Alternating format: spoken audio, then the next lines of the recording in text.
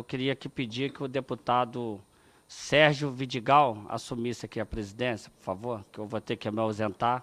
Muito obrigado a todos e vamos estar aí outras vezes juntos aí nesse debate e conversando para a gente realmente, essa comissão aqui, tentar ajudar de alguma forma. Obrigado. Meu colega, um abraço. Obrigado, Deus. Falou de extrema importância. Precisamos avançar.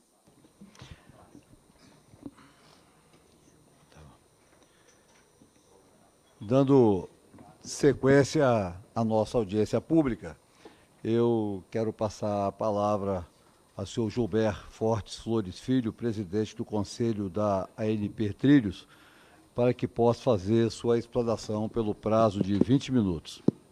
Okay. Boa tarde a todos. Obrigado, deputado Sérgio Vidigal, professor Eduardo, Silvani. Primeiro, eu queria agradecer a oportunidade, o convite, a oportunidade de estar aqui.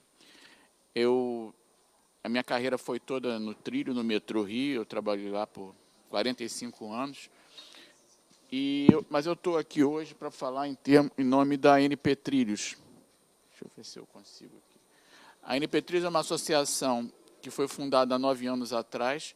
Ela congrega praticamente todas as operadoras de transporte de passageiros sobre trilhos no Brasil. E o motivo da gente ter criado essa associação foi tentar expandir e fortalecer esse modal, que ele é ainda no Brasil muito pequeno para a necessidade que nós temos em termos dessa infraestrutura. Para vocês terem uma ideia, nós temos no Brasil todo hoje 1.105 quilômetros de trilhos para transporte de passageiros, num país que, como todos sabem, tem mais de 8 milhões e meio de quilômetros quadrados. E aqui estão todas as operadoras que fazem parte da ANP Trilhos, são todas que existem no Brasil. Em São Paulo, o Metrô São Paulo, a CPTM, a CCR Via 4, a Via Mobilidade. E no Rio, o Metrô do Rio, a Supervia e o VLT Carioca. As operações que são vinculadas ao governo federal, as 5 da CBTU, mais a Transurb, o Metrô Brasília, em Salvador, a CCR, a CTB e Fortaleza. São essas as nossas operações. E essas operadoras representam praticamente 99,9% dos passageiros que são transportados sobre trilho no Brasil hoje. Esse número absoluto são próximos de 11 milhões de passageiros dia. Parece um número muito grande, mas não é. Todo mundo aqui na Copa do Mundo viu o metrô de Moscou. O metrô de Moscou sozinho transporta todo dia 8 milhões e meio de passageiros. Ou seja, é tudo que o Brasil transporta numa cidade só. E qualquer outra cidade grande do mundo transporta 4 milhões, 5 milhões. Aqui no Brasil, só São Paulo pode ter um número parecido com esse. Bom, e qual é o desafio aqui para as nossas cidades? Bom, se a gente não conseguir sair desse modo que a gente hoje faz a mobilidade, a gente vai chegar numa saturação e em muitas das nossas cidades, mesmo as que não são tão grandes, a gente já está próximo disso. O crescimento populacional, o adensamento, e aqui é importante a gente ressaltar o seguinte, esse quadro que está aqui é um quadro da UITP, União Internacional de Transportes Públicos. O que ele mostra? Não sei se dá para apontar aqui. Não. Ele mostra as megacidades no mundo, cidades com mais de 10 milhões de habitantes. Em 1990, existiam 10. Em 2014, já eram 28. E a expectativa é que em 2030 sejam 41. E ali do lado ele diz que 40% do crescimento das cidades vai acontecer nas cidades com menos de 10 milhões de habitantes, ou seja, elas vão adensar. No mundo, a média de adensamento, estou falando de lugares muito adensados contra outros, nem tanto, é 65% das pessoas morando nas cidades e 35% morando no campo, ou fora das grandes cidades. Na América Latina, já é 80% nas cidades e 20% no campo. No Brasil, 85% versus 15%, desculpe. E se imagina que no mundo esse número nunca vai passar de 90 a 10. Agora, quando a gente fala de hoje no Brasil 85% da população vivendo na cidade, numa população de 210 milhões de habitantes, nós estamos falando de 170 milhões de pessoas vivendo nas cidades. Se a gente voltar no tempo, 70 anos atrás, a nossa população devia ser uns 70 milhões, naquela época, 20% morava nas cidades e 80% no campo. Então, as cidades cresceram em 70 anos, a população triplicou, mas as cidades aumentaram 10 vezes. E a gente não tem infraestrutura para fazer mobilidade de tanta gente junta. As cidades no Brasil, hoje, nós temos 27 regiões metropolitanas com mais de 1 milhão de habitantes, nós temos 17 cidades com mais de 1 milhão de habitantes e 29 cidades entre 500 mil e 1 milhão de habitantes. Bom, e o desafio, qual é o desafio que se impõe aí? A gente entende que não há solução, e o professor Eduardo mostrou aqui, para a mobilidade se ela não passar pelo transporte de alta capacidade. E quando eu falo de alta capacidade, a gente está deixando claro que para cada corredor a gente está defendendo que se escolha o modal adequado. Quando o corredor tem um alto carregamento, não existe alternativa se não for o trilho. Se o carregamento é baixo, também não tem, como o Silvani falou, motivo para você investir no trilho.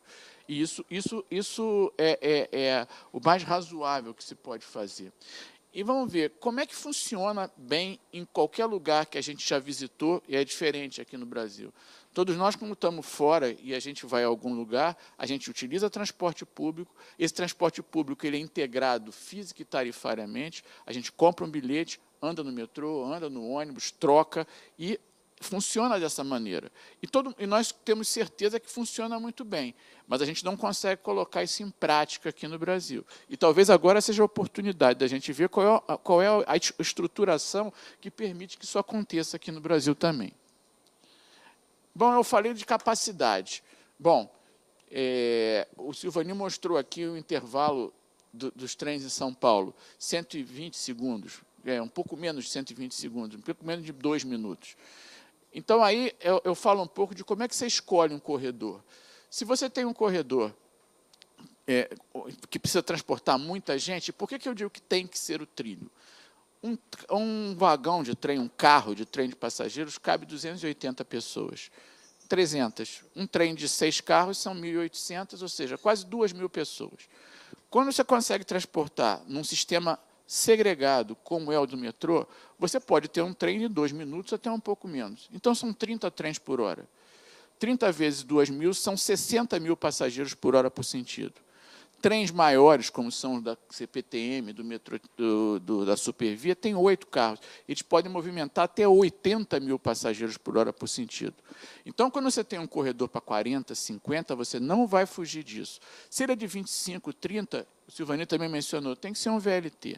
Agora, se você tem 10 mil, você pode muito bem utilizar um BRT. Agora, não pode imaginar que um BRT faz o papel de um metrô, porque um BRT é um ônibus, todo mundo sabe, cabe 70 pessoas, 40 em pé, 30 sentados. Se são um ônibus biarticulado, são 3 ônibus, então são 210 pessoas. Se puder ter um ônibus a cada 2 minutos, que na rua a interferência praticamente impede, você tem 6.700 pessoas por hora por sentido.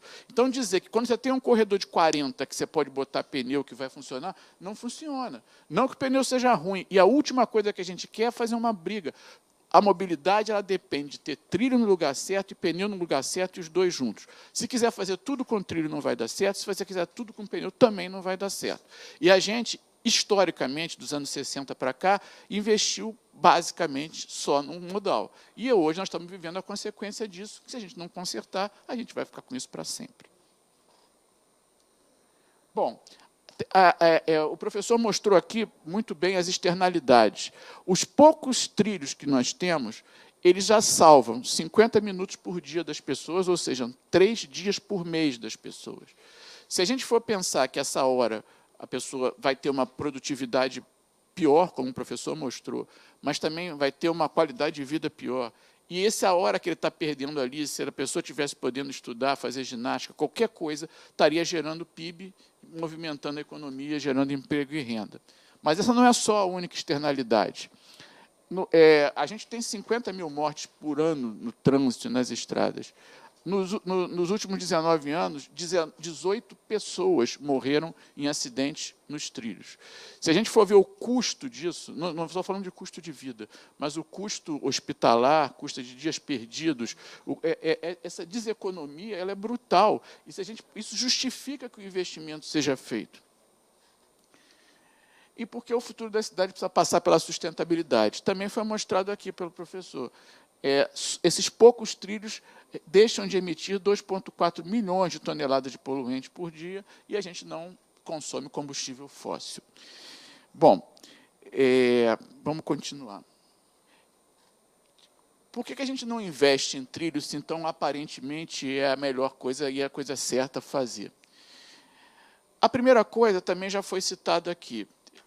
Esses projetos são projetos de longa duração e de um custo aparentemente alto, mas é um custo social baixo e um custo, no longo prazo, bastante razoável. Mas ele não pode ser um projeto de governo, porque se a gente for querer fazer projeto dessa natureza para acabar em 4 anos, a gente vai sempre esbarrar que aquele governo que começa não necessariamente é o governo que termina. Então, a gente precisa ter alguma coisa em que o planejamento ele seja claramente definido de que o melhor para aquela região, para aquela corredora, é este projeto, e ele vai ser feito e finalizado ao longo de um período que provavelmente vai ser maior do que um mandato. A gente também tem que fugir da lenda de que o trilho é caro demais. Por quê? Porque a gente tem que levar em conta essas deseconomias que as externalidades colocam. A gente tem que levar em conta que, ao longo do ciclo de vida, o custo por passageiro transportado pode ser menor do que um investimento mais rápido para ser feito, se você simplesmente pode pintar uma faixa na rua e dizer que o seu sistema está pronto. Bom, e o que precisa mudar e o que as cidades vão precisar? Bom, a gente precisa de uma visão de longo prazo. A gente precisa integrar todo o sistema, todo o transporte das regiões metropolitanas. Aqui eu chamo a atenção para uma coisa. A gente tem diversos exemplos negativos. O Silvani mencionou, um governo, um Estado, ele investe, por exemplo, num sistema pesado, mas depois as prefeituras do entorno elas não articulam e você tem um conflito ali. Você acaba tendo uma concorrência. Concorrência em mobilidade não é a solução. Tanto é que, como eu falei, quando a gente viaja, a gente vê outros exemplos, a gente não vê concorrência, a gente vê complementariedade. Se a gente bota concorrência na mobilidade, a gente tem uma perda de escala, e essa perda de escala reflete na tarifa e na qualidade da prestação de serviço. Então, a gente tem exemplos concretos, eu vou citar o do Rio, porque é onde eu trabalho. O Rio investiu 10 bilhões para construir a linha 4, para chegar na zona oeste da cidade para os Jogos Olímpicos. Hoje, a linha 4 tem 60% dos passageiros que foram previstos quando o Estado desenvolveu o projeto. Só que não foi feita nenhuma alteração das linhas de ônibus, e hoje você tem uma porção de coisa andando em paralelo, todas mais ou menos que vazias, com uma perda de escala que reflete no bolso da pessoa que acaba pagando a passagem. Bom, a priorização do transporte estruturante, quer dizer, escolher pela demanda, e quando eu falo estruturante, eu estou falando trilho, mas eventualmente pode não ser trilho, mas o modal certo, e uma integração com todos os demais e com todos os municípios que estão em volta. E estou repetindo isso. E quais são os problemas e as propostas que a gente imagina que possa solucionar essa questão? Só um número que o Silvani mencionou e o professor também. Esses trilhos, aquelas deseconomias, todas, elas representam, ele citou São Paulo, e o professor citou o geral, representam só o que a gente tem, esse pouquinho que a gente tem, representam 22 bilhões por ano que a gente gastaria a mais se não tivesse esses trilhos. Então, se a gente for dizer que se a gente dobrasse o que a gente tem, a gente teria uma economia anual a partir da operação de 22 bilhões de reais todo ano. Bom, então, nós estamos aqui para tentar contribuir para esse projeto de lei que acaba criando uma entidade, uma autoridade metropolitana, mas como é que a gente entende que ela realmente possa resolver esse problema? Bom, faltam redes estruturantes. Isso eu bati na tecla aqui o tempo inteiro. Já falei do que não deve acontecer. Mais uma coisa para complementar. Todas as cidades que a gente vê que funcionam bem, a gente tem o trilho como estruturador respondendo por 35% do market share dos transportes. E o resto é dividido, alimentado pelos demais. Quando eu falo alimentado pelos demais, assim, eu fiz questão de deixar claro, a gente, como a NP Trilhos, a gente não advoga contra o transporte de pneu. A gente acha que todo mundo tem que trabalhar no seu corredor. Se hoje você anda, tem um metrô lá que anda vazio, um ônibus que anda no paralelo vazio. Se esse ônibus alimentar o metrô vai andar mais cheio, esse ônibus vai andar mais cheio, gastar menos dinheiro de combustível, pneu, e vai transportar mais gente, vai ter mais rentabilidade, todo mundo vai ter uma eficiência, toda a mobilidade vai ter uma eficiência maior. Bom, então vamos lá. Essa autoridade, essa entidade, ela tem que ter como foco planejar. Então, quais são as linhas que demandam um transporte estruturante? Então, vamos priorizar a construção desse transporte estruturante? Vamos pensar na integração física e tarifária, de maneira que a coisa funcione da maneira ótima. Qual é a próxima linha em que a gente deve investir? Isso tudo é um objeto que deve estar dentro do conceito de existência dessa autoridade. E, com isso, as integrações. Bom, a gente está vendo que a proposta que está colocada aqui, ela fala do financiamento, fala da autoridade, mas ela não cria prioridade ou regra, não está definido ali.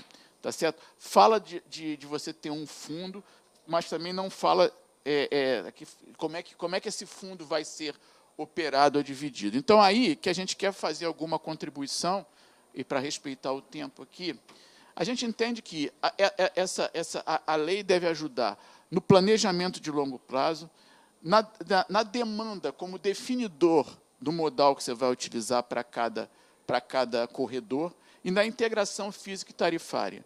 E o ente que vai fazer isso de uma maneira suprarregional, que englobe todos os municípios da região, seria, sim, uma autoridade metropolitana com poder e autonomia para fazer isso. Tá certo? Capaz de ter autonomia física e financeira, planejar ao longo prazo, executar os planos dentro de uma prioridade, financiar a execução e a operação, e uma outra coisa que eu esqueci de botar ali, e a modernização. Senão, a gente tem sistemas aqui no Brasil que estão completamente defasados, por falta de recurso.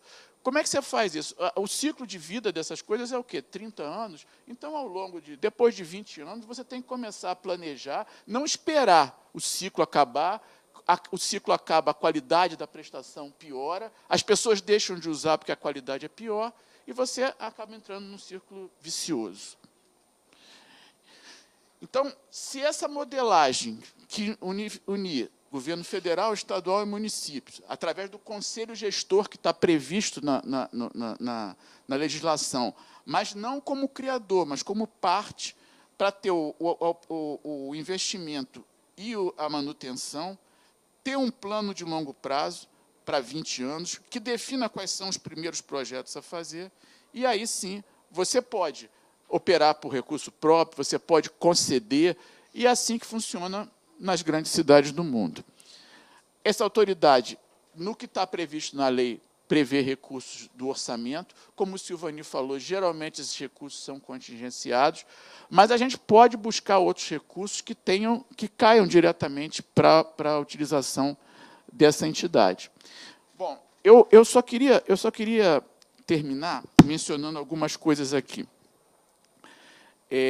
Eu falei aqui o exemplo que eu acho que funciona, e eu não acho que a gente tenha que pegar um exemplo de uma cidade do mundo e copiar aqui como uma camisa de força, porque não é assim. A gente tem as nossas particularidades, a gente tem que fazer alterações na legislação, como ele mesmo citou. Mas, vamos lá, vamos pegar o exemplo que dá certo, pelo menos usar o conceito que deu certo e tentar replicar aqui. Se você for em Londres, por exemplo, eu não estou achando que a gente vai virar Londres, tudo funciona bem, você tem metrô, ônibus, trem, tudo integrado. Como é que eles fazem aquilo lá? O governo federal dá parte do dinheiro, põe um grant lá, contribui. A capital, os municípios, todo mundo tem um monte de dinheiro. O investimento é para operação, para modernização e também para o investimento. Eles estão terminando uma linha lá, que é aquele Crossrail, que é uma linha de 120 quilômetros. Foi um investimento de 14 bilhões de libras, que eles sabem que em X anos eles vão recuperar através de quê? Da recuperação imobiliária, do valor imobiliário do entorno, e eles vão capturar isso para remunerar o dinheiro que o Estado botou. Eles cobram de tarifa a diferença que falta disso para a operação. É lógico que a tarifa é subsidiada. Mas não é subsidiada assim, a minha operação custa, para operar, eu custo 4, e então eu só vou cobrar 3 e dou 1. Eu falei assim, não. A operação, a sua tarifa técnica para operar é 4, a do outro é 4, as pessoas vão pagar só 4 para usar os dois, e o subsídio vai cobrir essa diferença para você poder usar mais de um e poder usar todos ao mesmo tempo. Vamos lá. Os nossos sistemas, eu falei que as nossas cidades cresceram muito rápido, mas é triste, mas assim, Londres tem metrô desde 1863. Em compensação, a China, os metrôs dela começaram há 20 anos. E elas hoje já são maiores metrôs que até do de Londres. São maiores em termos de extensão. Mas, se a gente for olhar aqui, o nosso metrô é de 74, o mais antigo, que é o de São Paulo. É de operação.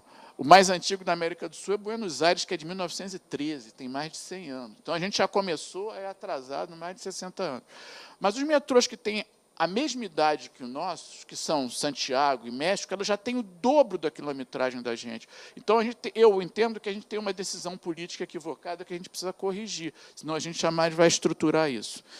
Eu queria terminar dizendo o seguinte, a gente, infelizmente, apostou muito na questão do transporte individual, do carro, que não é o que hoje em dia se pratica no mundo. Quando eu era novo, meu sonho de vida era ter um carro, mas isso já tem 60 anos. Hoje em dia, pelo que se vê aí, naquela época dizem que 65% dos jovens queriam um carro. Hoje dizem que, dependendo da região, são 15%, porque o jovem prefere a tecnologia, mas ele vai depender da mobilidade. A gente vê até grandes empresas de automóvel pensando já no carro individual, não mais no carro individual, mas no carro compartilhado. Eu acho que a gente tem que pensar, e eu costumo sempre mencionar isso aqui, quem já me ouviu vai achar que é repetição, mas eu acho que isso sempre vale, que é a frase lá do prefeito de Bogotá, o Penalosa, que fez o BRT de lá e hoje está construindo o metrô de Bogotá, que ele diz que o país desenvolvido, o país rico, não é aquele país onde o pobre tem carro, mas é onde o rico usa transporte público. A gente aqui usa o carro como um meio de status social, mas mesmo a gente, que é talvez favorecido, quando a gente usa o carro aqui, mas quando a gente está fora, a gente se coloca no lugar do outro. Não. E aí você vê que num metrô em Nova York, você vai encontrar o operário e a pessoa e o executivo, e os dois vão usar isso porque é melhor. E eu conheço vice-presidente de banco nos Estados Unidos que usa metrô porque é mais conveniente. E, no início desse ano, eu ouvi uma frase que eu acho que é a que a gente tem que pautar aqui. A gente ainda está nessa fase de investir no carro individual, mas isso foi dito pelo Washington Oliveto, publicitário, que, segundo ele, o carro vai ser o cigarro do século XXI. E a gente não pode perder para depois reclamar de não ter feito o nosso dever de casa. Tá? Muito obrigado pela oportunidade, pela atenção.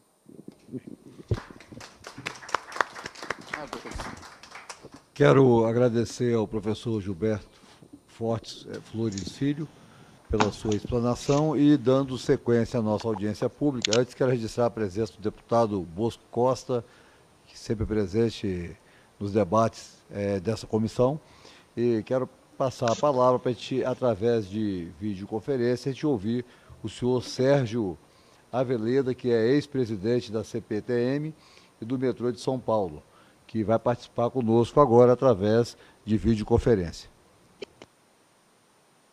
Uma boa tarde a todas e a todos. Não tenho certeza se me escutam. Se alguém puder confirmar que eu sou bem ouvido, eu agradeço. Sim. Muito obrigado, presidente. Cumprimentar, então, Vossa Excelência, o deputado Sérgio Vidigal, e também o deputado Vinícius Poit, que me convidou, que me indicou para fazer parte dessa mesa tão privilegiada de debates. Cumprimentar as senhoras parlamentares, os senhores parlamentares, quero cumprimentar o professor Eduardo Haddad, o presidente Silvani e o meu amigo Gilberto Flores, e parabenizar a todos pelas apresentações que tornam a minha tarefa nesta tarde mais fácil, porque todos os conceitos que eu gostaria de transmitir já foram, de alguma maneira, expostos pelos meus colegas. Quero reforçar alguns pontos, dizer, como fez o meu amigo Jober, eu tenho uma experiência grande no transporte sobre trilhos, fui presidente da CPTM, a Companhia Paulista de Trens Metropolitanos, fui presidente do metrô de São Paulo, onde também tive a honra de ser diretor de assuntos corporativos e gerente jurídico, depois fui diretor do metrô do Rio de Janeiro durante a implantação da linha 4 e também secretário municipal de mobilidade e transportes da cidade de São Paulo. Hoje eu represento uma entidade não governamental, a WRI, World Resources Institute, onde eu sou diretor de mobilidade urbana em escala global. Essa discussão proposta, e cumprimentar também os dois deputados autores desse projeto de lei, deputado José de Filipe e Carlos Zaratini, essa discussão proposta pelo projeto de lei, ela é urgente e necessária quando falamos da governança dos serviços de mobilidade urbana nas cidades. Como bem mostrou o professor Eduardo Haddad, quando nós temos uma cidade com graves problemas de mobilidade urbana, como linhas de transporte superlotadas, alto grau de congestionamento e alto índices de fatalidades no trânsito, com mortes e feridos, nós estamos diante de uma cidade que está doente. É como um paciente que tem febre. A febre não é exatamente a doença, a febre é a maneira que o corpo usa de se comunicar com alguém dizendo tem algo errado comigo. As patologias da mobilidade urbana não são, de fato, as patologias, elas são os sintomas. É uma maneira da cidade dizer, eu cresci de uma maneira completamente equivocada. E como bem disse o presidente Silvani, tentar consertar os problemas de mobilidade urbana, movendo apenas a mobilidade, construindo mais linhas de metrô, oferecendo mais linhas de ônibus, é como tentar curar a infecção só com um medicamento antigripal. O problema sempre estará no planejamento urbano. São Paulo cresceu depois dos anos 50 de uma maneira desenfreada, e o professor Eduardo mostrou isso bem nos seus gráficos, mostrando o movimento diário de pessoas. As moradias, dado o interesse da especulação imobiliária, foram levadas para cada vez mais longe e as oportunidades econômicas foram concentradas no centro da cidade. E esse crescimento cada vez mais longe, ele ultrapassou as barreiras da divisa da cidade de São Paulo. Como presidente da CPTM, eu tive a oportunidade de observar esse movimento pendular para além da fronteira da cidade de São Paulo. E isto se repete nas outras grandes cidades do Brasil. No Rio de Janeiro, Belo Horizonte, mas até mesmo Campinas já está rodeado de cidades que têm pouca atividade econômica e funcionam de maneira pendular, movendo-se os seus residentes todo dia para a capital ou para o centro desta região metropolitana que é Campinas. Isso vai se repetir não só no Brasil, mas também em outras cidades do mundo, especialmente no sul global. A gestão do transporte, portanto, ela tem um descompasso. O problema não é mais municipal, mas, no entanto, a gestão é parte municipal e parte estadual. Isso leva a contradições muito importantes que diminuem a eficiência do transporte, elevando os seus custos e diminuindo a atratividade para que o usuário possa escolher o transporte público. Como bem disse também o professor Eduardo, há uma contradição entre políticas locais e políticas nacionais. Por exemplo, durante os anos 2000, nós lá no estado de São Paulo, promovemos um forte investimento na expansão do metrô e na modernização da CPTM. Tudo com vistas a melhorar a matriz de transporte, reduzindo o uso do transporte individual, que é repleto de externalidades negativas. Gostaria de chamar a atenção para vocês para um número muito importante para a gente entender isso. Tem um estudo aqui nas cidades norte-americanas que mostra que se para caminhar o cidadão que caminha gasta gasta $1, perdão. Então, o cidadão que caminha, para ele caminhar, isto custa $1, para a sociedade custa 1 centavo de dólar. Se ele decide andar de bicicleta, se ele decide, por exemplo, ir para o trabalho de bicicleta, e isso lhe custa $1, para a sociedade isso vai custar 8 centavos de dólar.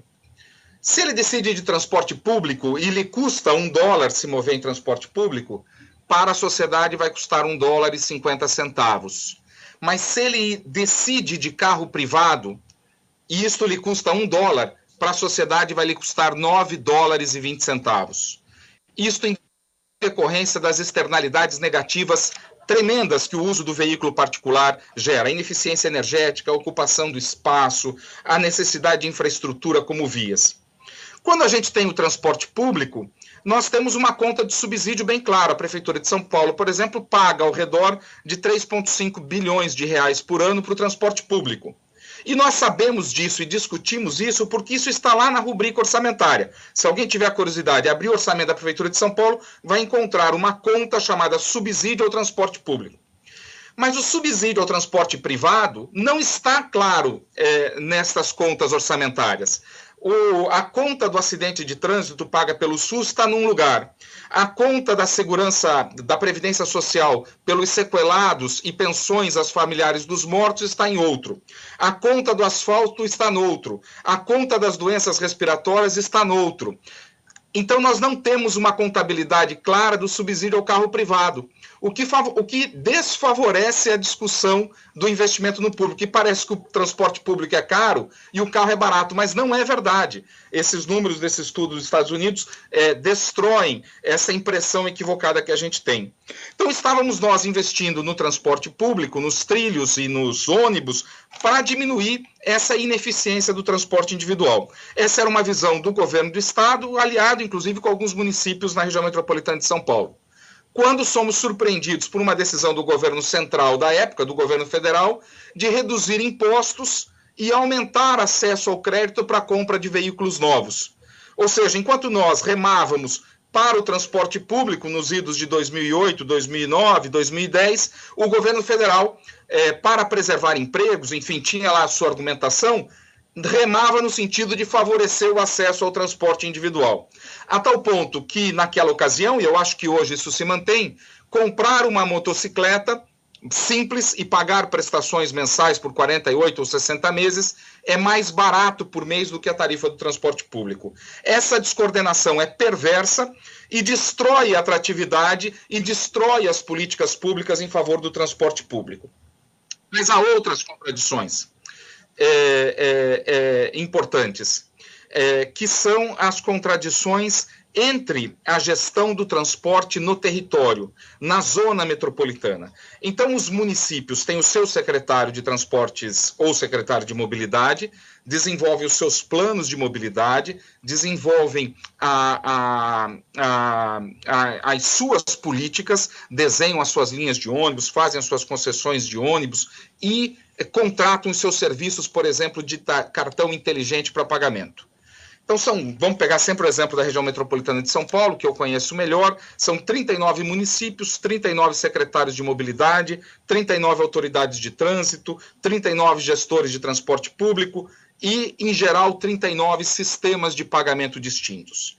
E aí o Estado de São Paulo é responsável pela gestão das linhas de ônibus que conectam estas cidades. Então, mais uma autoridade, que é o secretário de Estado dos Transportes Metropolitanos, mais um gestor de transporte, a MTU, metrô, a CPTM, mais um sistema de pagamento. E o nível de conversa entre essas autoridades é muito baixo. Quando eu fui secretário lá em São Paulo, nós criamos um fórum informal de secretários municipais de mobilidade numa tentativa de melhorar esse diálogo. Então, vejam as contradições. São Paulo tem uma regulação de transporte de carga, um tipo de caminhão, um horário em que esse caminhão pode circular. Osasco, Guarulhos, Santo André tem outras especificações, outros estándares. Ser gestor de uma empresa de logística na região metropolitana de São Paulo é um verdadeiro quebra-cabeça para fazer com que as coisas se encaixem. Se você é um cidadão que mora num bairro de Guarulhos e quer ir para um terminal de ônibus para embarcar num ônibus da MTU, que é o ônibus intermunicipal na cidade de São Paulo, você precisa ter um cartão e vai pagar uma tarifa. Quando você chegar nesse terminal de ônibus e precisa se integrar, você vai precisar ter um segundo cartão e vai pagar uma segunda tarifa. Aí você desembarca em São Paulo e quer pegar um ônibus para ir para um outro bairro. Você precisa ter um terceiro cartão e pagar uma terceira tarifa. Ora, a mensagem que nós estamos passando para esse cidadão é: compre uma moto, é mais simples e mais fácil para você. É completamente contraditória a todo o esforço que se faz com investimento em infraestrutura, na qualidade do transporte público. Portanto, nós temos hoje um quadro de uma crise no setor de mobilidade, porque nós estamos perdendo passageiros, ou estáveis, mas o nosso market share, o nosso espaço no mercado como transporte público não cresce, e competindo com soluções tecnológicas muito eficientes, esses serviços por aplicativo, competindo com as motocicletas, que já são uma epidemia e que geram tantos mortos, e não conversamos para buscar a redução dessa ineficiência. E a possibilidade de integração é uma grande fronteira que, se superada, promoverá um aumento da eficiência, reduzindo custos e aumentando a atratividade. Como fazer isso e por que isso não foi feito até hoje, se parece tão evidente, não é? Bom, primeiro, a dificuldade de fazer isso ela é de natureza política. É muito difícil para as autoridades locais abrirem mão do seu poder ou da sua capacidade de decisão para a construção de uma autoridade. O que é a autoridade metropolitana no mundo ideal? É um organismo, aqui no Brasil chama-se autarquia de natureza especial, que reúne todos os entes federativos daquele território para que, em conjunto, planejem e organizem um determinado serviço, no caso que nós estamos falando, serviço de mobilidade. Isso implicaria, quando eu era secretário de mobilidade em São Paulo, eu defendi muito a autoridade metropolitana, e eu sempre dizia: eu estou defendendo a extinção do meu cargo. Não tem mais sentido existir autoridades locais. Toda a competência das autoridades locais deveria migrar para essa autoridade metropolitana. E competência e os respectivos orçamentos. No mundo ideal, todo o dinheiro que São Paulo põe para investir em mobilidade, em trânsito, na CET, na SP Trans, que Osasco, Santo André, deveria ir para um caixa único, que o Estado de São Paulo deveria ir para um caixa único e ali ter uma governança coletiva que decidiria esses investimentos e faria a gestão dessas linhas de ônibus. Isso diminuiria imediatamente uma concorrência brutal entre modais. O Joubert deu o exemplo da linha 4 do Rio de Janeiro, mas nós podemos elencar inúmeros outros exemplos de São Paulo, onde ônibus municipais competem com ônibus municipais, ônibus metropolitanos competem com ônibus municipais, e os dois competem com o sistema de trilhos, reduzindo a eficiência, aumentando custos e diminuindo a atratividade desses sistemas. A criação dessa autoridade, eu sempre imaginei que ela deveria vir de um consenso, ou seja, os municípios e estados deveriam se reunir e formar esta autoridade. Mas hoje eu já penso um pouco diferente, acho que através do consenso ela não vai vir. E nós temos uma decisão recente do Supremo Tribunal Federal que é muito interessante. Recentemente o Estado do Rio de Janeiro criou uma lei criando a Autoridade Metropolitana de Saneamento e Água na região metropolitana do Rio de Janeiro, com vistas a resolver os problemas de saneamento, inclusive a poluição da Baía da Guanabara. E tornou obrigatório, disse: olha, todos os municípios precisam transferir as suas competências municipais sobre saneamento para esta autoridade metropolitana. E alguns municípios foram ao Supremo questionando a inconstitucionalidade da lei, dado que a competência do serviço de água, como serviço de transporte, é municipal. E o Supremo respondeu que não, que de fato, quando há metropolinização, digamos assim, destes serviços, pode ser sim obrigatória a formação de uma autoridade metropolitana. O Supremo apenas alertou que é obrigatório que a autarquia que vai gerir esta autoridade metropolitana, ela tenha uma natureza e uma gestão colegiada, que ela não seja exclusiva do Estado ou de algum ente federativo, mas ela tenha uma composição colegiada. Nesse aspecto, e já finalizando para discutir o projeto de lei, eu, com todo respeito aos senhores deputados que elaboraram o projeto, mas eu gostaria de dar uma contribuição no sentido que eu acho que o projeto é tímido. eu não vejo clareza na criação da autoridade metropolitana se esse projeto de lei se converter em lei tal como ele está, porque não me parece que ele é vinculante. A mim me parece que nós deveríamos criar as autoridades metropolitanas, concordo da forma que o projeto prevê nos municípios, nas zonas metropolitanas acima de 1 milhão de habitantes, mas obrigá-los, num determinado período de tempo, a formar as autoridades metropolitanas com um estándar de governança. Então, que tipo de orçamento municipal, por exemplo, a média dos últimos 10 anos, corrigidos pelo IPC, deverá vir de cada município para a composição do orçamento da autoridade metropolitana, e também dos estados, evidentemente. Como vai ser a governança? Como um município tem o direito de assegurar que o investimento que ele vem realizando não vai diminuir por ele aderir à autoridade metropolitana? Mas eu penso que ele deve vir. Se os deputados pensarem, e as deputadas, que não deve ser obrigatório, eu penso que o facultativo deve ser estimulado. Por exemplo, financiamentos do governo federal ou transferência de recursos a fundo perdido, elas devem vir só para aqueles locais que estão constituindo a autoridade metropolitana. Deve ser um condicionante para que a gente mova, porque se não houver esses condicionantes ou esta obrigatoriedade, eu não tenho esperança que as autoridades nascerão espontaneamente, porque, como eu disse, elas implicam em renúncias de poder local e nem sempre o prefeito ou o secretário local tem este altruísmo de abrir mão do poder por uma visão global. Eu quero terminar dizendo que, do ponto de vista do cidadão, não existe mais fronteira. Quem mora em Nova Iguaçu e trabalha no Rio de Janeiro seguramente não conhece onde é a divisa dos municípios. O mesmo em São Paulo e São Bernardo do Campo. Não existe mais essa divisa. Essa divisa ela é apenas de natureza político-administrativa. Portanto, se nós queremos prestar um serviço integrado, e a integração, como bem disse o meu amigo Gilberto Flores, é fundamental para a gestão do sistema de transporte, se nós queremos, de fato, oferecer um serviço de melhor qualidade, se nós queremos reduzir os custos, como nós precisamos reduzir, as autoridades metropolitanas são a grande barreira para que isso aconteça. E o governo federal tem um papel central, primeiro do ponto de vista legislativo, como vossas excelências discutem hoje, mas também do ponto de vista de fomentar a execução desta política pública, apoiando com a concessão de recursos ou condicionando mesmo a concessão de recursos àquelas zonas metropolitanas que alcançaram uma governança compartilhada que vai integrar, vai diminuir custos, vai melhorar a eficiência e vai atrair mais passageiros para o transporte coletivo, seja ele pneus, seja ele trilhos, eles funcionarão de forma muito mais harmônica e toda a sociedade sairá ganhando muitíssimo.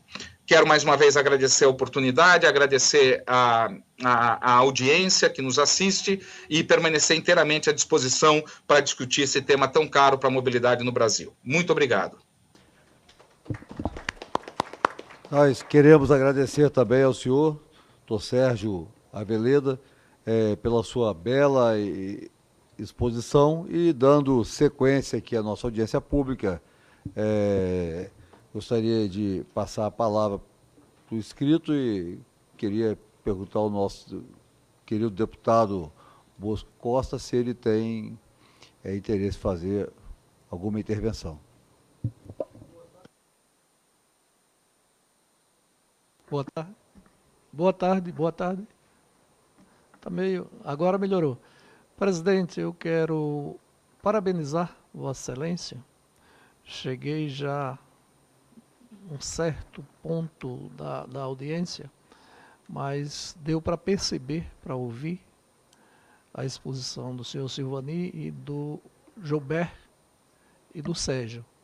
A gente sabe perfeitamente a complexidade do transporte no Brasil, que não é só o transporte urbano, mas o transporte hidroviário, ferroviário, rodoviário, chegou ao caos. Na minha modesta avaliação, os governos não tiveram muita preocupação na continuidade nas gestões. Por exemplo, as cidades cresceram demais. As cidades cresceram. O Gilberto falou aí, o crescimento das cidades, a população urbana. Lamentavelmente, não existiu, presidente, um projeto ou um programa de mobilidade urbana e esse individualismo virou caos. Se vai no transporte coletivo, é o caos. Então, nós temos que buscarmos alternativas, presidente, tanto na questão da legislação, como o Sérgio falou aí, não conheço esse PL, mas vou me aprofundar, se necessário, modificar o projeto, porque nem só a legislação vai resolver, mas tem que existir integração de quem de direito e de fato. E eu que também tive a oportunidade de estar diretor do DETRAN no meu estado e conheço um pouco da mobilidade urbana, lamentavelmente é o caos. Por exemplo, na minha capital, Aracaju, tem uma linha férrea, um trilho que cruza a capital do norte ao sul, foi desativada, era uma linha férrea antiga, e por que não aproveitar aquilo ali para mobilidade urbana? Eu acho, me desculpe, que é falta de gestão e falta de interesse. Parabéns aos senhores por a belíssima exposição, e o tema é interessante porque a mobilidade urbana, ela envolve toda a sociedade de qualquer estado, de qualquer capital. Parabéns, muito obrigado, presidente. Quero, mais uma vez, agradecer ao deputado Bosco Costa, que é um frequentador assíduo da nossa comissão, e queremos aqui passar, também queria fazer aproveitar a oportunidade, já que nós estamos aqui com debatedores com grande conhecimento e experiência, e diria que de todas as audiências públicas que já participamos, eu diria que essa é uma das mais enriquecedoras, porque nós estamos discutindo de fato, né, se não a solução, mas quais são as alternativas para esse desafio. E nós sabemos muito bem, que foi colocado aqui, que foi o crescimento populacional das regiões metropolitanas, que foram feitas de forma desordenadas, e isso vale para basicamente todas as regiões metropolitanas do país. Lógico que nós entendemos também que essas ações também, ela creio que não é somente através de uma legislação federal que nós poderemos, de fato, resolver ou minimizar esse grande desafio, e ouvir aqui atentamente, né, a discussão do plano diretor urbano, que não foi discutido, nem muito menos elaborado ao longo do tempo, mas, na verdade, nós estamos em frente a um desafio e precisamos buscarmos alternativa. Eu queria aproveitar a presença dos senhores para poder também fazer algumas perguntas, algum questionamento, porque o que nós entendemos aqui? Foi criada uma comissão para discutir um projeto de lei, que é o 4881/2012, que trata sobre mobilidade urbana em regiões metropolitanas. A expectativa da comissão e a expectativa da sociedade é que saia daqui algum documento, algum material que, de fato, possa contribuir com esse desafio, que é realmente a mobilidade urbana. E quais as principais propostas que a gente observa que seriam importantes que a gente pudesse estar atentas a ela? Transporte coletivo e o transporte não motorizado. Eu acho que essas são as alternativas que a gente poderia contribuir para esse cenário que nós estamos vivenciando aí atualmente. Eu quero aproveitar e parabenizar ao doutor Gilberto, ao Silvani, que eu tive o privilégio de conhecê-lo já há um tempo maior. E o Silvani, quando o gestor é bom, aonde você colocar, né, ele funciona, né? E eu pensei que o Silvani só entendesse de saúde pública, né? Mas eu estou observando que Silvani gestor é dessa forma, né? Tem uma visão muito mais ampla. E também saudar aqui o nosso professor Eduardo Haddad e o ex-presidente também da CPTM, o doutor Sérgio, que nos deu o privilégio. Maior. E o Silvani, quando o gestor é bom, aonde você colocar, né, ele funciona, né? Está repetindo. E eu pensei que o Silvani só entendesse de saúde pública, né? Mas eu estou observando que Silvani gestor é dessa forma, né? Tem uma visão muito mais ampla. E também saudar aqui o nosso professor Eduardo Haddad e o ex-presidente também da CPTM, o doutor Sérgio, que nos deu o privilégio. Maior. E o Silvani. Podemos continuar? Você vê que fizeram questão de repetir para o Silvani, né? Mas eu queria, antes de fazer as perguntas, deixar claro que nós precisaríamos dessas contribuições, porque ou a gente aproveita o projeto, a gente faz o substitutivo. O que não podemos aqui de repente, fazer um relatório e gerar uma expectativa que não vai solucionar. Eu vi aqui uma coisa muito importante que, desde que eu fui prefeito, minha cidade tem, Silvani conhece bem, tem em torno de 500 mil habitantes, e a região metropolitana da Grande Vitória, ela representa quase 50% de toda a população do Espírito Santo, e olha que nós somos somente 6 municípios, né, que representam essa população. A gente está observando que a região metropolitana de São Paulo são 39 municípios, né, não deve ser uma tarefa muito fácil. Mas eu sempre defendi a implantação de autoridades metropolitanas, não somente para tratar do transporte público, para tratar de concessões metropolitanas, para tratar do setor saneamento, para tratar do resíduos sólidos. Eu acho que, né, nós deveríamos ter uma região metropolitana, uma autoridade metropolitana para poder discutir, até porque nós temos um problema muito grave. As eleições no Brasil são descasadas. Então, quando você elege o governador, você não elege os prefeitos. E nem sempre há uma relação muito próxima dos prefeitos com o governador ou vice-versa, né? E, infelizmente, os projetos no país não são projetos de nação, são projetos, às vezes, de poder ou do governo que está instalado naquele momento. Talvez este seja o grande desafio nosso aqui na gestão pública no Brasil. Então, eu queria deixar aqui para a Silvani algumas perguntas, Silvani, que eu preparei. A primeira pergunta é: qual é hoje, na sua visão, o principal problema enfrentado pela Companhia Metropolitana de São Paulo? E como a Companhia Metropolitana de São Paulo tem se articulado com as demais companhias da Secretaria de Transportes Metropolitanos do Governo do Estado de São Paulo para melhorar o transporte para a população de São Paulo? Como é que é feita essa integração? Vamos deixar a resposta para o final. O que percebemos nos últimos anos foi a precarização do transporte público. O próprio IPEA divulgou isso recentemente, né? Com poucos investimentos, principalmente se considerarmos investimento em transportes sobre trilhos, que são transportes de alta capacidade. O senhor considera que esse cenário está mudando? Como isso tem acontecido dentro da região metropolitana de São Paulo? Como o senhor avalia as concessões feitas às empresas Via 4 e Via Mobilidade? Houve melhorias efetivas para o usuário com essas concessões? Se houve, quais foram? Eu queria deixar aqui essas perguntas para o Silvani. Também queria aproveitar, deixar aqui alguns questionamentos para o professor Gilberto, né, que também nos deu uma aula aqui.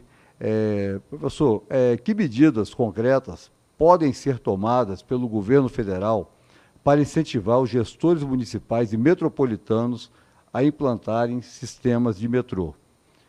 A segunda pergunta: com relação à questão energética, a concessão de benefícios tarifários poderia tornar os modais sobre trilhos mais viáveis? E a terceira pergunta é: em outras cidades do mundo, a execução e operação do metrô são atribuídas a um só ente? E a última pergunta, aproveitando aqui a sua boa vontade, professor, eu queria perguntá-lo como proporcionar rentabilidade aos investimentos em metrô e assim atrair o capital privado, mantendo o valor das tarifas em patamar viável para a população. Queria deixar aqui essas perguntas para o senhor e aproveitar o professor Eduardo aqui também, né, e quero também aqui deixar alguns questionamentos. Na sua visão, qual o principal problema relacionado à mobilidade que enfrenta a cidade de São Paulo? Sabemos que, juntamente com a energia elétrica e comunicações, o ICMS sobre os combustíveis respondem por grande parte da arrecadação dos estados. O ICMS sobre o combustível, por exemplo, representa mais de 30% da arrecadação para o Amapá, Tocantins, Mato Grosso do Sul e Piauí. No Rio está entre 12,7%. O senhor acredita que o medo da perda dessa receita seja um dos fatores que impedem que estados invistam em transportes públicos de qualidade? Eu queria deixar aqui essas perguntas, e queria deixar mais uma pergunta para o senhor, já que o senhor é o nosso professor de economia aqui. Segundo o presidente da Agência Nacional de Transportes Públicos, a ANTP, para construir e manter nossa infraestrutura viária, o Estado brasileiro gastou 3,5 vezes mais com o transporte individual. Isso representa em torno de 1,181 trilhões de reais contra 336 bilhões ao transporte público. Não sei se o senhor tem conhecimento como estão esses investimentos em São Paulo e se essa proporção desequilibrada, ela também fica caracterizada lá no estado de São Paulo. Eu queria deixar aqui esses questionamentos. Tem também uma pergunta aqui dos nossos internautas, aí eu vou deixar aqui para todos os nossos debatedores que puderem responderem. Muitos estados são pequenos e assim suas capitais não são grandes metrópoles, ou mesmo o segundo ou terceiro município de um estado. Qual é o tamanho das cidades ou das regiões metropolitanas que merecem a implantação de trens ou metrôs, né? Seja ela a extensão territorial e também a sua densidade demográfica? E quero deixar uma provocação no final aqui, para que todos os debatedores possam nos ajudar aqui a responder. A gente falou muito em cidade planejada. Nós temos aqui uma cidade planejada. Brasília é uma cidade planejada, né? E a expectativa que a gente tem é que o grande problema de um transporte público de qualidade, transporte coletivo, seja ele motorizado ou não motorizado, não funciona bem no país pela falta de planejamento das cidades.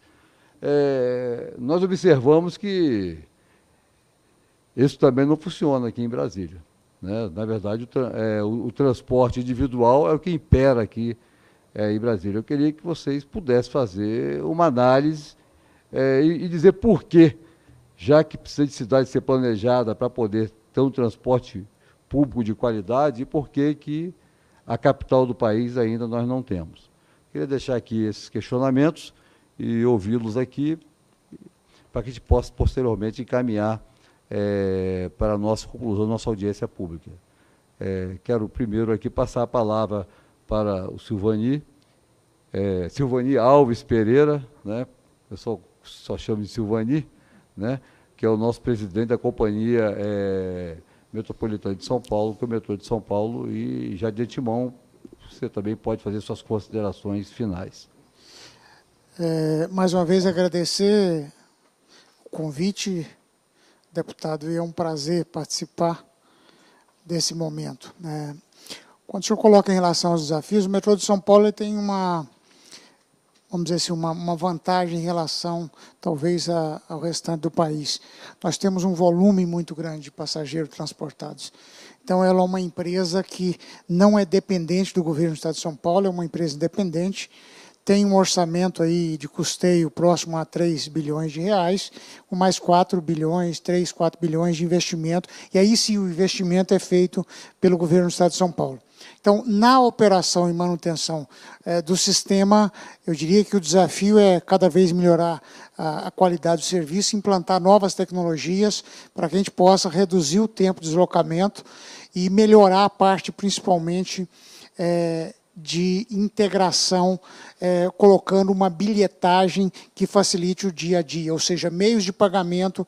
Nesse momento nós estamos implantando o QR Code, também junto com o cartão, com o NFC, que você pode pagar a viagem por aproximação do cartão ou com a emissão de um código de barra. Então, eu diria o seguinte, o desafio do metrô de São Paulo hoje é expandir a sua malha, ou seja, as suas linhas, para atender de forma estruturada regiões igual Guarulhos, enfim, que não tem metrô hoje, outras regiões bem adensadas da cidade, que merecem ter um transporte de metrô, e a pesquisa Origem e Destino já demonstram que tem essa demanda. Então, acho que o desafio nosso é ter um modelo onde talvez o metrô possa ser um indutor para trazer o capital privado, uma parceria de operação, manutenção com ou funding, ou equity, enfim, que possa viabilizar a ampliação da rede. Então, acho que hoje o grande desafio é a ampliação da rede. Merece aqui uma observação que muitas vezes fala assim, o metrô de determinada cidade, vamos imaginar, Seul é um metrô que tem não sei quantos quilômetros, só que lá o metrô de lá não cuida só de metrô, ele cuida de metrô e trem. Então, se eu somar a linha do que eu tenho de metrô junto aos trilhos, ou seja, o trem, nós somos aí entre os 6, 7, 8 maiores metrôs do mundo. Só que em São Paulo tem 2 companhias cuidando de trilhos, que é a CPTM e é o metrô. Então, acho que o grande desafio nosso é fazer com que a malha ela possa crescer e ajudar na estruturação do transporte de todos os modais da região metropolitana. E aí, assim, eu citei o grande desafio, a integração física, e não é só de pneu com trilho, é pneu com Uber, enfim, com 99, enfim, todos os aplicativos de carro, patinete, bicicleta, para que a população possa fazer aí a sua escolha de trajeto, não utilizando apenas um modal, utilizando vários modais. Em relação à Via Mobilidade e a Via 4, eu acho que foram projetos importantes, onde você concedeu, as 2 linhas foram construídas pelo metrô, onde você concedeu o privado, e o privado hoje faz uma operação.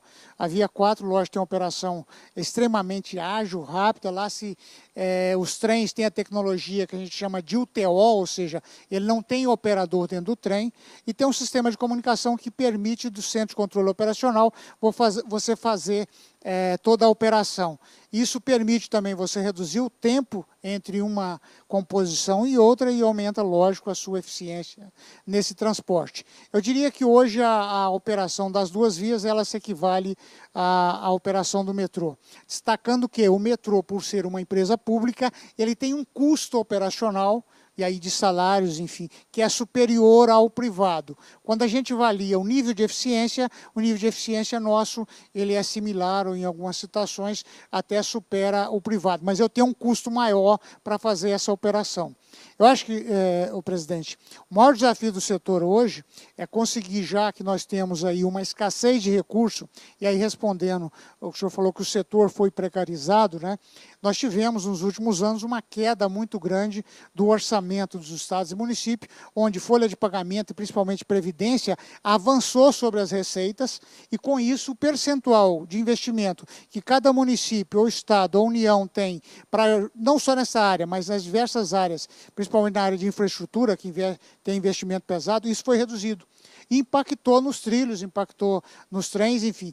Só que, como o professor Sérgio Aveleda colocou, se nós conseguíssemos hoje, através de uma autoridade metropolitana, fazer de fato uma integração desses modais, nós eliminaríamos possivelmente transporte de pneus, trariam mais receita para o sistema trilho e possivelmente teria um melhor arcabouço para viabilizar os investimentos. A partir do momento que eu tiver maior rentabilidade, o privado tem mais interesse em participar. Me perdoe dividir com você aqui uma resposta. O presidente perguntou para você, mas em relação à energia de tração, é o segundo maior componente dos trilhos. Ou seja, o primeiro é pessoal, o segundo é trilhos. Hoje o metrô de São Paulo está estudando parcerias, nós podemos criar empresas privadas, empresas com a parceria do privado. Então a nossa ideia é possivelmente até o final do ano, já ter um modelo de uma sociedade de propósito específico, onde um privado traga o capital e o metrô possa desenvolver esse projeto para gerar energia de tração. Com isso, nós vamos ter uma redução do custo operacional e, possivelmente, recursos que hoje que está sendo direcionado para custeio, o metrô possa, a partir daí, iniciar um processo de não só fazer o custeio, mas de gerar resultado junto com empreendimentos agregados, né, empreendimentos imobiliários, gerar receita também para fazer investimento. Com relação ao que o internauta perguntou, e já finalizando, quando a gente fala em transporte, nós temos no mínimo 3 componentes importantes, e quando se fala de cidades, independente do tamanho, nós temos que avaliar qual a demanda, qual o tempo de deslocamento e que distância eu vou me deslocar. Então, se eu pego um município que tenha 500 mil habitantes, eu tenho que analisar em qual o tamanho do território que ele está distribuído, se ele é verticalizado, se é horizontal, quais são as vias que tem naquela região. Talvez se eu tiver vias largas, eu possa fazer um sistema de ônibus, um sistema de BRT. Tá? Então, isso depende, como eu falei no início, de você conhecer o seu território para ver a melhor solução, a mais eficiente, que faça o cidadão chegar mais rápido e com segurança ao seu destino. Mais uma vez, presidente, obrigado pela oportunidade. O metrô de São Paulo, com a equipe, toda a equipe dele que faz a discussão, aqui o Gilberto sabe, desde 1967 a gente faz, é a maior pesquisa de mobilidade urbana do Brasil, a USP, enfim, várias entidades utilizam as nossas informações. Quem precisar, se a comissão precisar, estamos à disposição para mandar os técnicos fazer a contribuição necessária para que esse projeto, quem saiba, consiga trazer de fato uma autoridade metropolitana e que possa organizar esse território para permitir que o cidadão melhore a sua qualidade de vida. Mais uma vez, obrigado a todos. Uma vez, agradecer ao senhor Silvani Alves Pereira pela sua participação e, dando sequência, eu quero passar a palavra ao senhor Gilberto Fortes Flores Filho, presidente do Conselho da ANP Trilhos, para que possa responder os questionamentos e aproveitar e fazer suas considerações finais. Ok. Obrigado, deputado. As perguntas, a primeira era com relação às medidas que poderiam ser tomadas na tentativa de expandir as nossas redes de metrô. Bom, é claro que a gente tem que investir, a gente vai precisar priorizar o investimento. A gente sabe que isso é limitado e a gente vai depender, sim, de tentar estimular a participação do capital privado. Agora, para que esse investimento tenha um retorno, a gente precisa organizar a mobilidade para que não tenha perda na escala. Fazer isso nos corredores que merecessem esse investimento, que tenha uma demanda que vá ser atendida com o modal adequado. A integração vai ser fundamental para que a gente possa fazer isso. A gente tem que também tentar monetizar todas as economias que são feitas a partir disso, porque na medida que a gente não faz esse investimento, como a gente citou aqui, a gente poderia gastar 22 bilhões por ano a mais por não ter esses sistemas. Quer dizer, se a gente dobra esses 1.000 quilômetros, que significa que a cada ano, mesmo que a gente invista mais agora, mas a cada ano a gente recupera 22 bilhões. Então, é uma segunda situação. E com relação ao capital privado, a gente precisa ter um marco regulatório adequado. A gente tem que ter regras que sejam claras, regras que sejam estáveis. A gente hoje está vivendo no Rio um problema com o VLT, que é exatamente essa questão. É um contrato que foi feito que o governo, a prefeitura não quer, ela tem todo o direito de rediscutir, mas não suspender o pagamento por não concordar. E ter formas de garantia que deem tranquilidade e segurança para o investidor. A gente entende que existem investidores interessados desde que existe essa regularidade. O segundo ponto que foi mencionado foi a questão da energia, o Silvani já falou muito bem. Os 3 grandes custos, 70% dos custos de uma operação, 80%, dependendo da operadora, vai ser mão de obra, energia e manutenção. Energia, hoje, a média, eu diria que ser 20%. Média do custo da operação. Se a gente for olhar lá para os anos 80, nas operações que já existiam, era 2%. Tudo bem, era 2% porque a energia era subsidiada. Da mesma maneira como hoje a energia para água e saneamento ela tem um desconto, a energia para a operação de metro ferroviário de passageiros tinha um desconto que chegou a ser de 75%. A gente sabe que essa questão desse desconto, desse subsídio, ele hoje em dia não faz mais sentido, tá certo? A gente tem a alternativa de tentar ser gerador, como o Silvani falou, mas eu acho que tem uma questão aí que a gente precisa discutir, sim. Quando você fala em energia de potência alta, e nós não somos eletrointensivos, mas nós somos eletrodependentes, a energia é o sangue da gente, como o diesel é para o ônibus, você imaginar que você pode... Quando você paga a energia, você, na verdade, paga dois componentes. Você paga a energia que você usa e você paga a disponibilidade do cabo que transporta essa energia. Quando a gente paga dentro da casa da gente, aquilo está tudo embutido numa coisa só. Mas quando você é um consumidor industrial, você paga a disponibilidade do cabo separada da energia.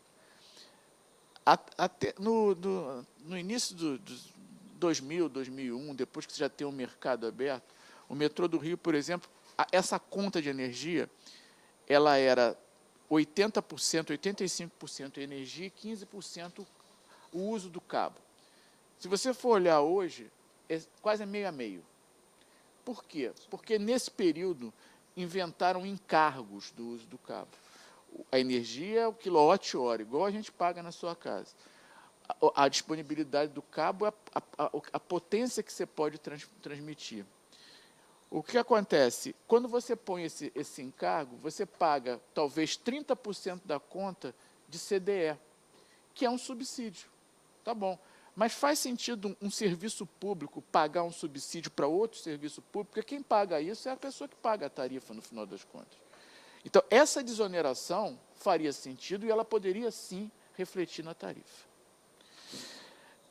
Então, essa é a questão da energia. A questão de ter um ente só. Vamos lá, São Paulo tem uma superoperação, mas tem mais de um operador.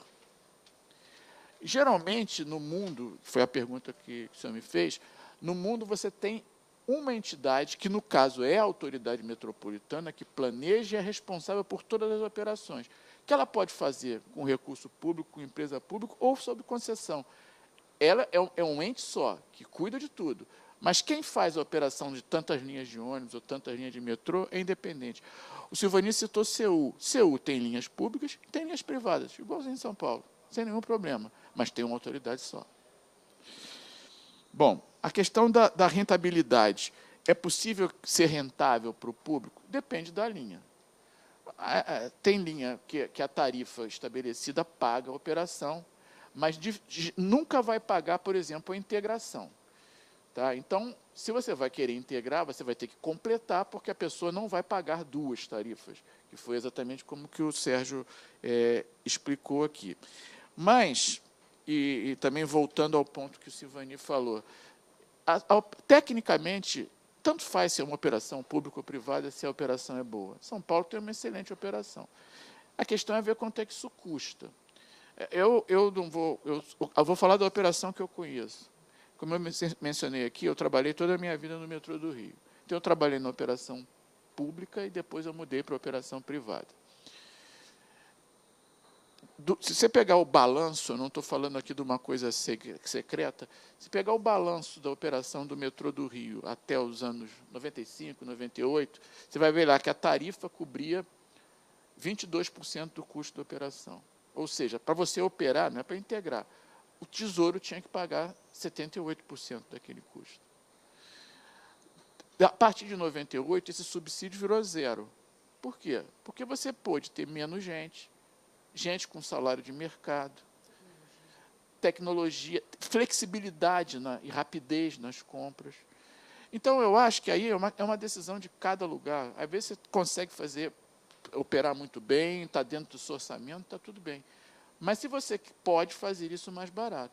Para o Estado do Rio, representou, dos anos de 90 até 98, um dispêndio de 100 milhões de dólares para operar um sistema, que a partir de 98, esses 100 milhões de dólares puderam ser usados de outra maneira, além de que você passou a receber uma outorga pelo mesmo serviço que você tinha antes. Compete ao Estado, nessa situação, fazer uma regulação que obrigue o concessionário a prestar o serviço na mesma qualidade que foi escrito no contrato. Bom, também foi mencionada a questão de corredores, onde é que vale a pena ou não ter um sistema de metrô, também o Silvani respondeu. É tudo uma questão da demanda. A demanda determina. Se a gente vai ter um corredor lá que transporta 25, 30 mil pessoas por hora por sentido, já justifica você ter um trilho. E o custo do ciclo de vida, o custo por passageiro transportado vai compensar. A questão não é necessariamente o número de pessoas que vivem naquela cidade, é como é que o corredor se desloca. Porque se a gente for olhar a cidade da Europa, pode escolher Montpellier, Bilbao. Bilbao é uma cidade que tem metrô e VLT, tem 250 mil habitantes. Agora, ela está preparada para crescer e está estruturada para essa questão. Então, para terminar, eu acho o seguinte, aí eu não me lembro exatamente qual foi a pergunta, mas a gente para isso funcionar bem, a gente tem que estar organizado de uma forma centralizada. A gente quer estimular o transporte público, então a gente tem que oferecer um transporte público. E a partir dessa oferta, a gente pode restringir o uso do transporte individual e pode fazer o transporte individual subsidiar o público. Nessas grandes cidades, você tem congestion fee, quer dizer, em Londres, se você entrar com o seu carro todo dia no centro, seu IPVA vai ser 3 vezes o IPVA normal. Esse dinheiro, ele não cai num caixa único, ele cai direto para a operação e manutenção dos sistemas que eles têm lá. E aí a gente vai ter um transporte público que vai ser uma opção, não a última opção das pessoas. Quero, mais uma vez, agradecer ao professor Gilberto Fortes Flores Filho, pela sua participação e também por ter aceito o convite dessa comissão. E, dando sequência, passo a palavra ao Eduardo Haddad, professor titular do Departamento de Economia da USP, para que possa responder os questionamentos e também fazer suas considerações finais.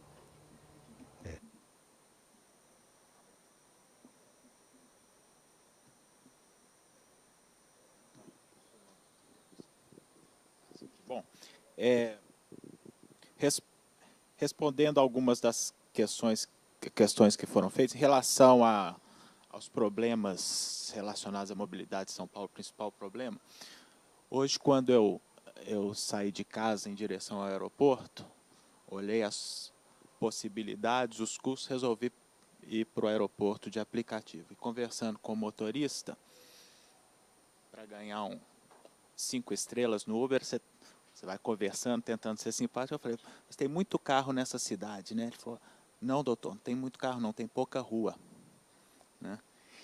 E eu fiquei com isso na cabeça e, na verdade, né, para responder qual que é o principal problema, a gente viu nos nossos estudos que você pode aumentar a oferta de transporte público, que a mudança modal ainda é muito, muito residual.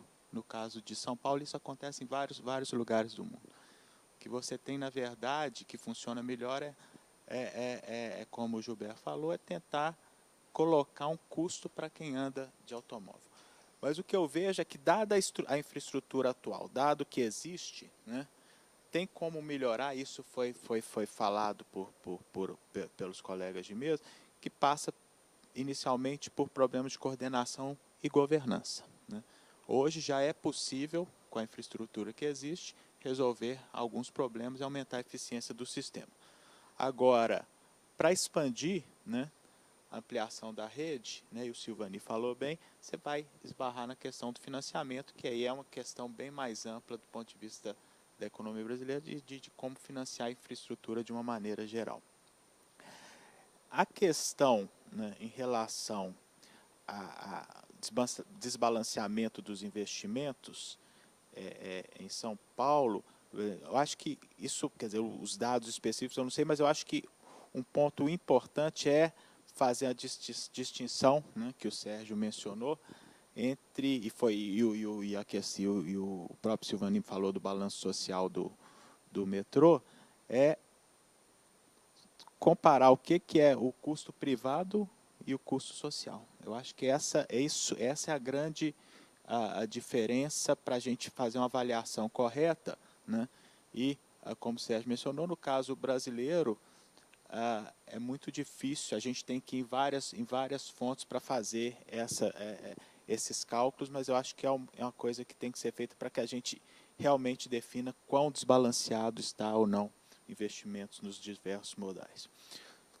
E tem também uma questão sobre Brasília, né, cidade planejada. Né? Eu sou originalmente nascido em Belo Horizonte. Foi uma cidade planejada, mas foi planejada para ocupar o perímetro dentro da Avenida do Contorno. né? Brasília, né, você tinha o plano piloto, né, e as cidades satélites. Mas como o Gilberto falou, ao contrário, né, de Bilbao, Montpellier, nós não nos preparamos para crescer. Eu acho que esse é o grande desafio, né? O planejamento não é um planejamento para desenhar uma cidade, é um planejamento que tem que ser contínuo, né, sempre se preparando para crescer e, eventualmente, alterar rumos. Então, isso é uma questão de cidades planejadas, não planejadas. No caso brasileiro, a gente não se prepara para crescer, né? Usando aí as palavras sábias do Gilberto. É isso. Quero, mais uma vez, agradecer a participação dos internautas, agradecer os parlamentares que por aqui passaram, apesar que nós já estamos em votação nominal, já teve 2 votações nominais já durante esse período. E também quero agradecer a assessoria dessa casa, especialmente da comissão, e agradecer a participação dos convidados.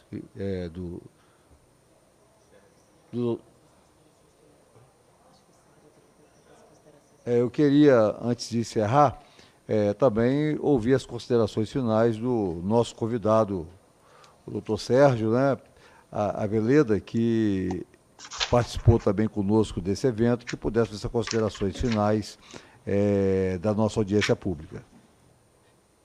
Muito obrigado, presidente. Obrigado a todas e a todos. Rapidamente, eu quero enfocar uma pergunta que foi abordada já pelos meus antecessores, mas trazer um outro aspecto, que é como destravar os investimentos em mobilidade urbana e, por que não dizer, em infraestrutura no Brasil todo.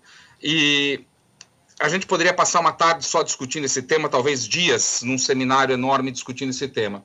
Nós temos uma notícia do jornal Gazeta do Povo, de 28 de maio desse ano, dizendo que temos 14 mil obras públicas paradas e que já consumiram 11 bilhões de reais. Claro, uma das razões é a dificuldade, é a crise fiscal, todos sabemos disso, mas não é a única. Se nós injetássemos dinheiro em todos esses projetos, tenho certeza que uma boa parte deles, eu posso dizer que talvez a maioria deles não destravassem. E uma das razões, presidente, e acho que a Câmara dos Deputados pode contribuir muito para isso, é a maneira como o administrador público é tratado hoje. Hoje o administrador público está apavorado, porque qualquer decisão que ele tome é sujeito a questionamentos que o responsabilizam pessoalmente. Imagina chegar numa empresa como o Google e dizer assim, olha, todo mundo que errar amanhã será despedido e vai ter que pagar o prejuízo da empresa se cometer erros. Seguramente o Google não seria capaz de inventar mais nada, porque as pessoas ficariam com medo.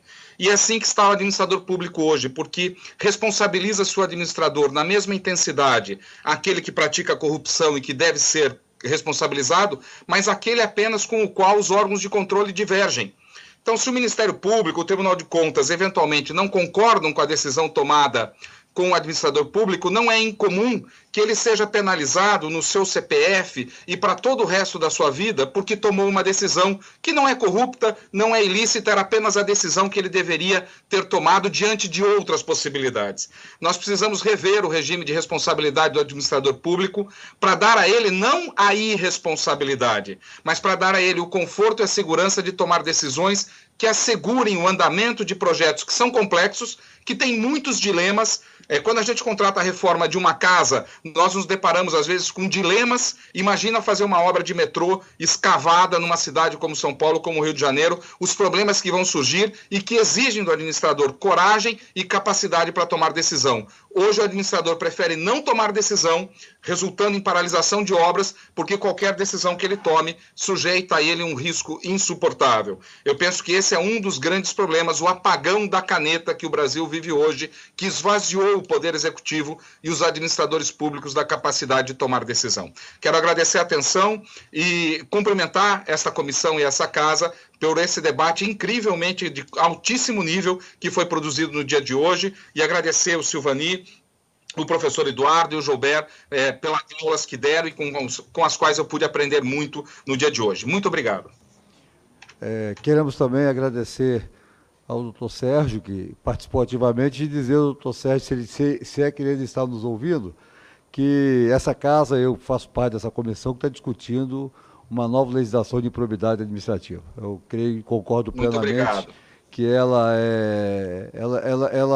tem muitos equívocos e hoje realmente não somente o gestor que é convidado para ocupar uma secretaria, o ordenador de despesa, mas também o próprio ocupante do cargo público do Executivo. Então, nós estamos discutindo com essa responsabilidade.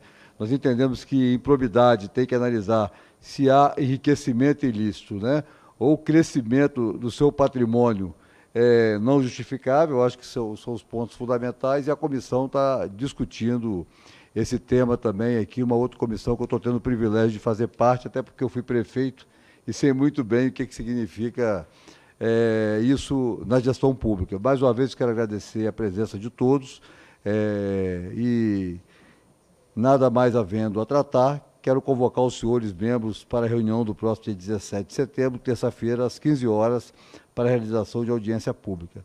Está encerrada a presente reunião. Muito obrigado a todos.